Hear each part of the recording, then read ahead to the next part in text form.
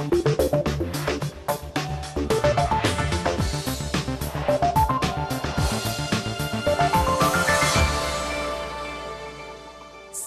currency, multiple delays. We'll be talking to this Riyadh-based economist about when he thinks we'll see Gulf Monetary Union.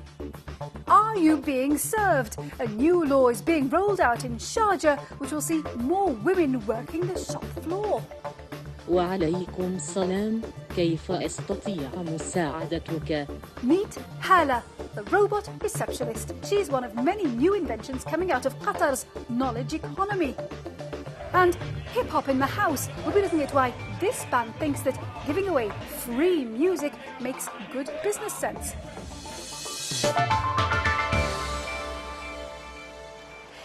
Hello and welcome to the programme. I'm Nima Abouarte. Our top story this week is how one of the world's most famous hotel families is returning to the Middle East. So Rocco Forte used to run Trust House Forte, which managed 20 hotels in this region. But after selling them off over a decade ago, he's now back with plans to open new hotels in Marrakesh, Cairo, Jeddah and Abu Dhabi. Malcolm Baldrick reports. Charles Forte was a hero of Thatcher's Britain and given a peerage by the British Prime Minister. They started with nothing, and by using their talents and abilities, they built up a prosperous, successful business, success and jobs for many, many families. It all started here on the corner of Upper Regent Street, where the Italian immigrant opened a milk bar in the 1930s. The fast-pedalling entrepreneur built up one of the largest hotel empires in the world. It included 800 hotels, ranging from swanky establishments like the Waldorf and the Savoy in London to budget hotels and service stations for the masses. Charles Forte passed on the business to his son, Rocco Forte, in the 1990s. And 3 years later, Granada took over the business after a hostile takeover battle.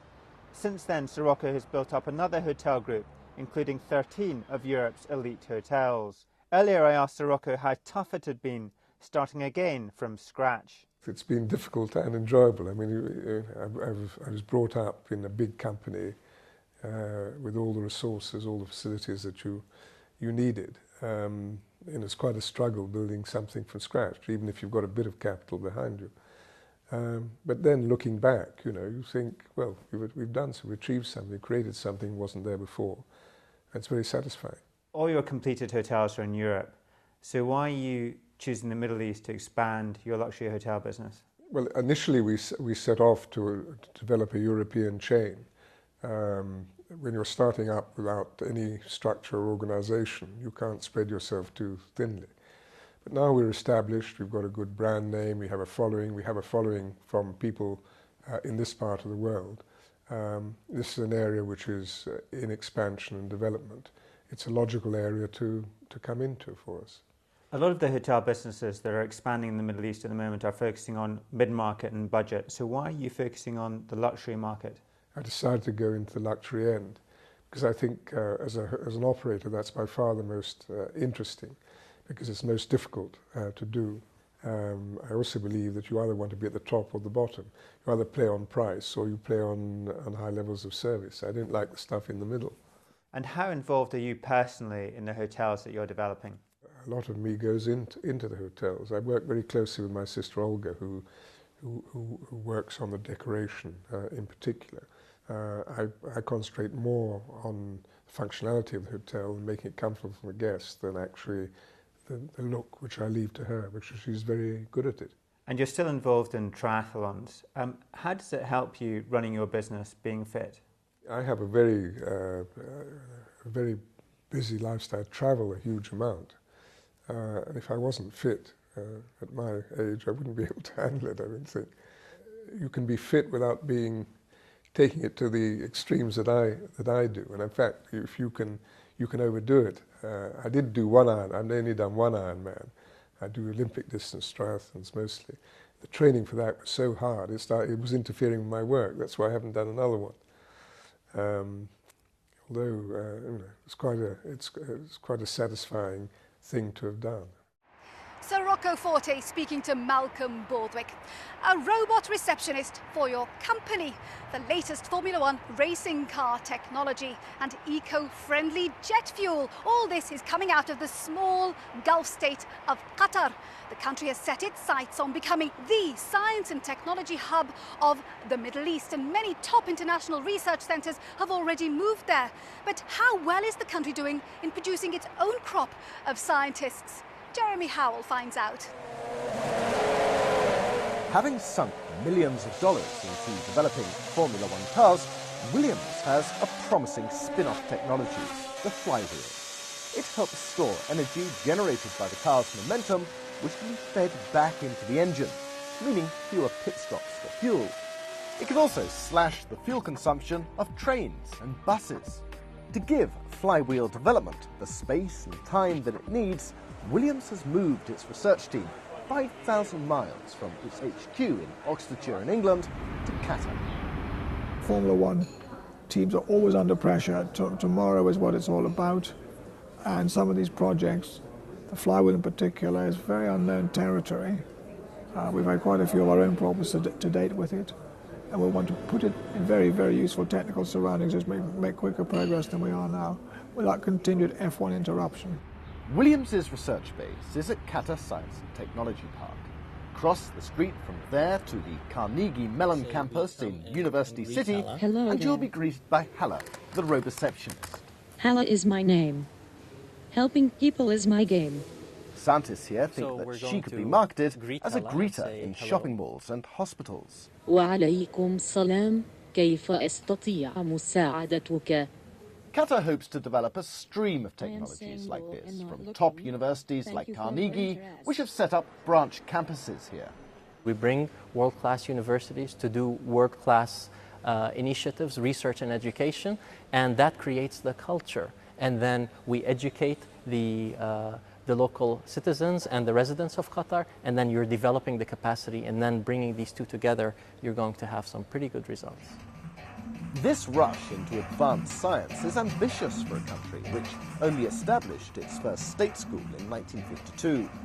But the government knows the reserves of oil and gas discovered back then will eventually run out, and it needs to develop a new industrial base.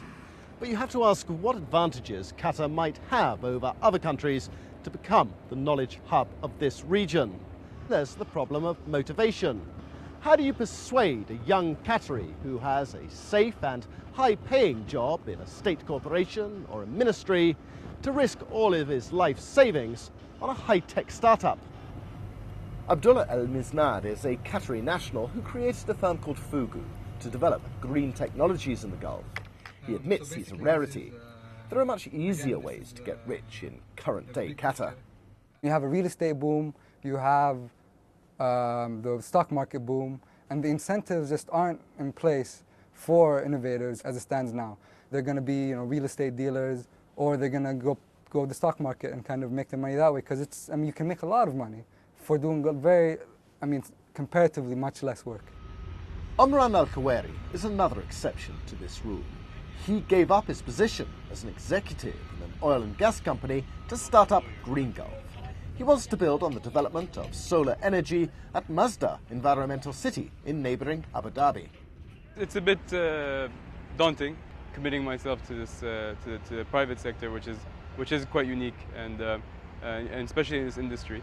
But the reason why I feel confident is really believe in that renewable energy is the future and will benefit the region in many ways. From Green Gulf, advancing the cause of solar energy, to Shell, which is developing cleaner fuel for jet planes, there are now 25 firms working in Qatar's Science and Technology Park. Foreign firms are making most of the running, but it's hoped that their achievements will fire the ambition of a new generation of homegrown scientists. Jeremy Howell reporting from Qatar. Now, here in the United Arab Emirates, it's fairly common to have women's clothing shops staffed only by men. But in the Emirate of Sharjah, women who want to be served by other women will soon have that choice. In the new year, a new law comes into effect that says that women's clothing shops must employ at least one female. So what do local businesses think? Stephanie Hancock went to Sharjah to find out. It's evening time in Sharjah's textile market and, as usual, the stores are packed with women shoppers. As is the practice here, all the staff are men. But come the new year, it'll be a legal requirement for some shops selling women's clothing to have at least one female staff member. It'll mean a big change for small shops like this one and, say shopkeepers, an unwanted extra expense. During recession, to be very frank, from last year our business has fallen like 30 to 40%. So on that, rather than hiring people, we have left out on people. If this big shop of mine requires 5 people before, we just require 3 people now. I think it's really a bad idea. I'm really against it. So. As well as the cost of hiring female staff, attitudes in this conservative emirate might prove a sticking point. Many shopkeepers here feel women simply won't be up to the job. If suppose we are having goods like ready-mades or some light work, in that case women can replace to the man. But in our case it's not possible. Woman needs little lightweight work. Only men can do the men work. Ladies can do the ladies work. That's the thing. Well, that's what the men think. But what about their all-important women customers? To ask whether it fits or no, it's if you want to make any tight or loose or anything, we wanted to repair it. For those things we need ladies. Otherwise not necessary. Some people they prefer ladies and some people they prefer men. But the men more in this field and they are more nice than women. Well, so much for female solidarity. But why exactly is the law being brought in? The Sharjah government says it's to give women their privacy in keeping with Sharia law and says it hopes the move will encourage more women to join the workforce. This is downtown Sharjah and many of the small shops here will be affected by the new law when it comes in next year. Some shopkeepers are confused about how to comply with the law, but elsewhere across the city, preparations are already underway. See, madam, this one new model abaya, this one new design. This is a shop selling the traditional Islamic dress called the Abaya. The owners of this shop have been informed about the law change and are already advertising for a female staff member to join them in the new year. My personal opinion is that we have to have women salespeople. Some women come to the shop and they need their measurements taken. It's difficult for a man to do that. If she's a Muslim and I'm a Muslim, I can't do that. So if this law is put in place, it'll be a better situation. Many shopkeepers in Sharjah are surprised about the new law and stress they've never had women complain that their modesty has been compromised. Nevertheless, in a few weeks' time, the image of men selling women's clothing will be rarer to see. Stephanie Hancock reporting from Sharjah. Right, coming up after the break, Beyonce and Aerosmith were a couple of headline acts that played to packed audiences in Abu Dhabi last week. What's it like for local talent trying to make the grade?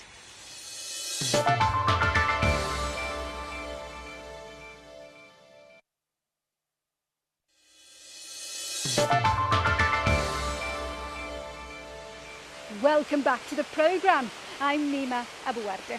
It's nearly 2010, the year when the 6 countries of the Gulf are supposed to have a monetary union and a single currency in place. But it looks increasingly unlikely that that deadline will be met. Recently, the head of Saudi Arabia's monetary authority said the single currency could be delayed. Now, the idea is that the Gulf will have a trading bloc along the lines of the European Union. The central bank will be based in Saudi Arabia, which is the driving force behind the project. But to date, the United Arab Emirates and Oman have pulled out of the single currency. So why is this project so fraught with divisions and delays? A question I put to John Spakianakis, Chief Economist at the Bank Saudi Faransi in Riyadh. It's not an easy project. They need to decide where it's going to be located. Finally, they decided. They need to be able to man the institutions. They need to talk about supranationalism, whilst at the same time, a lot of these states feel very nationalistic and identity is being created as we go forward. So it's difficult. But does the GCC really need it? How could it change the way business is done? Transaction costs, the costs of doing business, of sending money, of sending capital from one country to another is going to decline. It will entice businessmen to do more business across the GCC.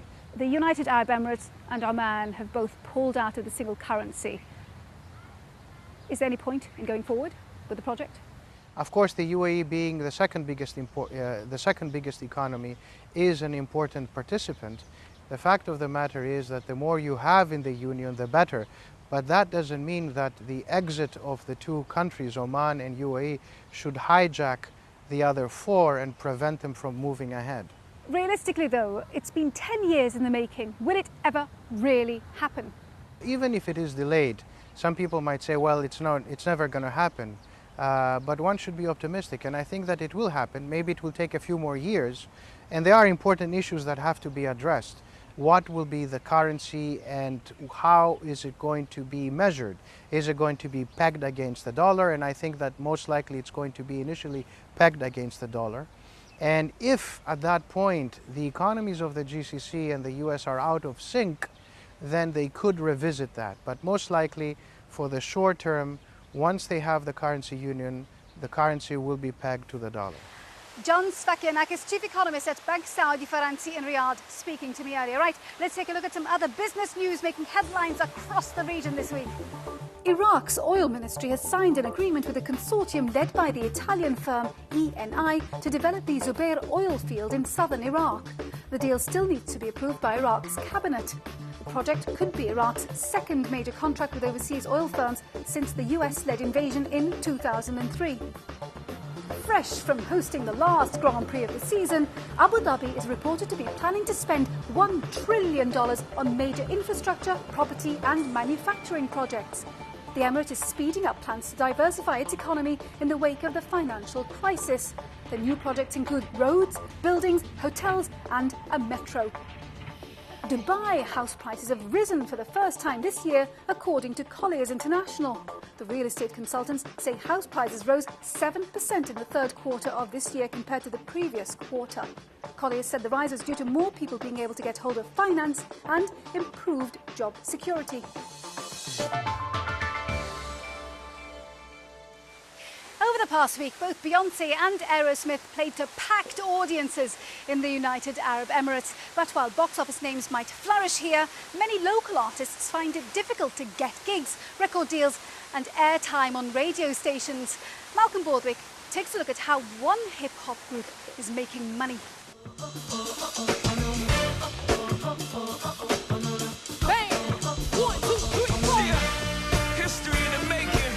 History in the making as Beyoncé performs before packed crowds before the final Grand Prix of the season in Abu Dhabi. She was part of a host of big-name acts which performed in the capital last week. Others included Aerosmith and Jamiroquai. A couple of years ago, this kind of lineup would have been unthinkable here. But the UAE is now seeing a steady stream of stars.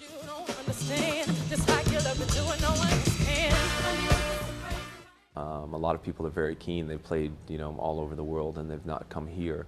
And to be able to tell, kind of bragging rights to tell other people that, we were there at the beginning, we were there at the, the initial phase before Abu Dhabi was the, the hotspot for live entertainment.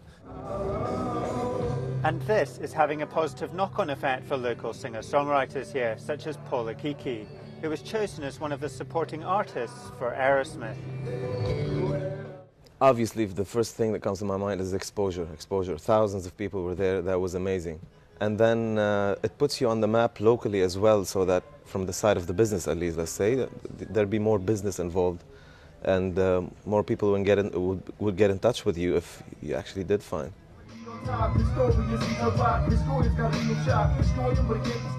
But pulling in audiences is a challenge for most original artists here in Dubai, such as hip-hop musician Jabbar.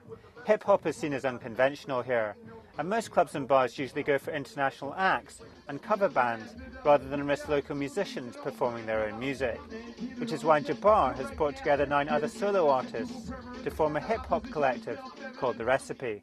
And we wanted to gather the top talent within the UAE, put them on one compilation to kind of show people, like, look, this is what we can do. Like, this is a local product that's on par with international products. This is what local talent that everyone looks down on so much. They're capable of delivering a very successful product, and this is why The Recipe was started. It was just supposed to be a compilation It graduated into a crew that performs together. Then we became really good friends, and now essentially it's turning into a label.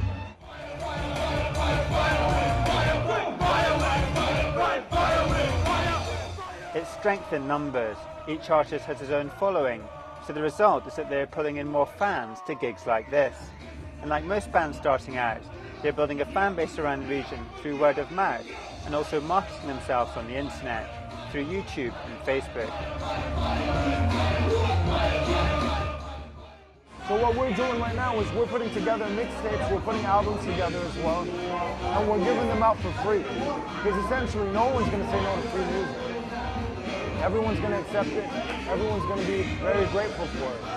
So we give them free music. If they like it, they're going to become fans. Then we give them another free project and we just keep expanding our fan base. Essentially, you develop a following, and no matter what happens, when you want to come to sell that album that you're looking to sell, they will buy it.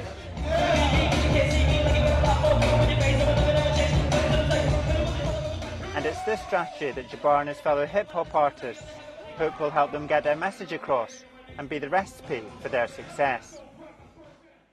Malcolm Baldwick reporting on music in the Middle East. Well, our time is nearly up. I do hope you've enjoyed our programme. Let's see how the region's main markets finished the week before we go. And remember, we'd love to hear from you. If you have any comments, questions or ideas about the programme, then email us. Our address is middleeastbiz@bbc.co.uk. Now, next week, we're taking a look behind the scenes of the Turkish soap opera industry, which is taking the Arab world by storm. Until then, from me, Nima Abuarte, and the rest of the team, thank you for watching. Bye-bye.